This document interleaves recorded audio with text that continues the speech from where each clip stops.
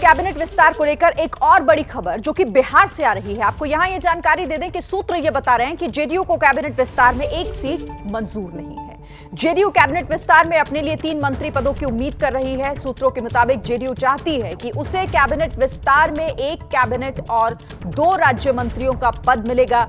अभी तक की खबर के मुताबिक जेडीयू से पार्टी अध्यक्ष आरसीपी सिंह को मंत्री बनाया जा सकता है, लेकिन इस एक सीट पर जेडीयू तैयार नहीं है, मंजूर नहीं है उसे। वो चाहती है कि कम से कम 3 पद मिले, जिसमें 1 कैबिनेट मंत्री और 2 राज्य मंत्री। सीधे इस खबर पर ज्यादा जानकारी के साथ रुख करेंगे। हमारे साथ मेरे सहयोगी प्रकाश हमारे साथ जुड़ गए। प्रकाश, एक सीट फिर से वहीं पर यह बात, क्योंकि पिछली बार भी यही हुआ था, जेडीयू इस बार भी तैयार नहीं एक सीट पर। देखिए, मैं इस वक्त बिहार के मुख्यमंत्री नीतीश कुमार के घर के सीधे दिखा रहा हूं मैं कि कैसे अब से कुछ देर बाद 11 बजे के करीब में हवाई सर्वेक्षण के लिए निकलेंगे। लेकिन जो हमारे सूत्र हैं वो ये बता रहे हैं कि पिछली बार जब मंत्रिमंडल का विस्तार हो रहा था तो उस वक्त 1 सीट सांकेतिक तौर पे दिए जा रहे थे, जिसे नीतीश कुमार ने इनकार कर दिया था। और पटना आने के बाद उन्होंने कहा था कि ऐसी कोई चाहत भी नहीं है मंत्रिमंडल में शामिल होने के लिए, 1 सीट का कोई मतलब नहीं बनता है। तो जाहिर है कि वो बयान क्या अब तक पीछा कर रहा है।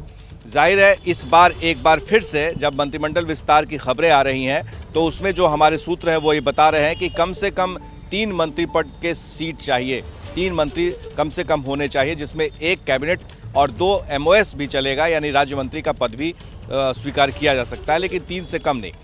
शिरीन, इसके पीछे वजह यह है कि नीतीश कुमार के पास जो उनका वोट बैंक है वो कुर्मी कोयरी के अलावा अति पिछड़ा है। तो जाहिर है कि अगर अति पिछड़ा में से कोई नहीं बनेगा और कुर्मी कोयरी से कोई नहीं बनेगा या अगड़ी जाति से कोई नहीं बनेगा तो पार्टी के अंदर में भी सवाल उठ सकते हैं और उनकी जो कॉन्स्टिट्यूएंसी है, जो उनका वोट बैंक है, उस पर भी असर पड़ सकता है।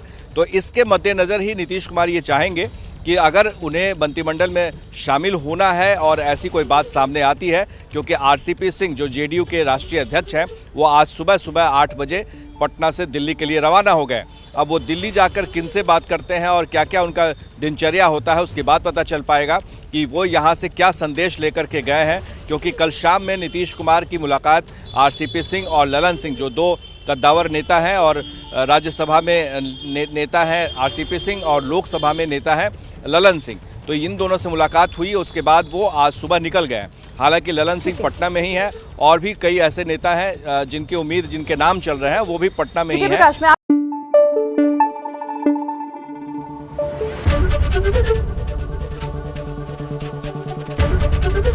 एबीपी न्यूज आपको रखे आगे।